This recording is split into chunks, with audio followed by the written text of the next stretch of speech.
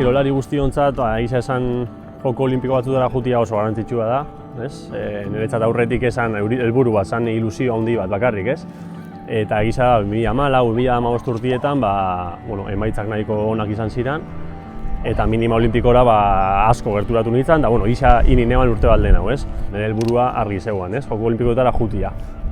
Eta egia esan, ni ez nintzen konstiente momentu hortan, baina, bazu motibauta zauz, eta ez, ordura arte ja zure buruari eta gorputzari asko eskatu badiozu, orduan eta beste martxa bat sartzen dozu, beste zertan petxau gabe.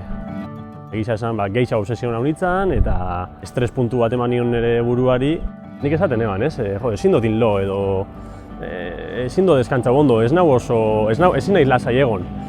Baina azkenean, zuk argi ez baduzu esaten, zaila da, ez? Beste pertsona baten ikustia. Niretzat bizitza hori normala zan lehen, ez?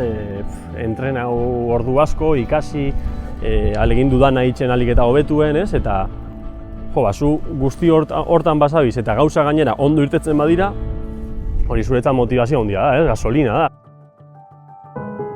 Ni Markel nintzen, baina ja nintzen Markel igeilaria, Markel makina hori, igerian nitzeko makina hori, ez? Orduan, azkenean ahaztu itzen dozu zu benetan zein zara. Egia gero heltzen dara momentu bat, niri heldu zitzaidan momentu bat, ez nekala gogorik entrenatzera juteko, ez da igual lagunekin juteko ez, indar gabe ezin dozu hilo, asko argaldu neban denbora gutxian, txapelketak eta ja ziren gaizki juten, eta hor ikusten dozu ja zauzela ondo. Azteko ez nekan gogorik jarraitzeko, nahiz eta joko olimpikoak izan hortikan lau hilabetera, eta nik izan bihar ditut gauza batzuk eta adibidez psikologo bat edo norbait laguntzeko, ez? Baina heldu zen momentu bat, hori eskatzeko bihar izan nebala, nahiko gaizki egotia.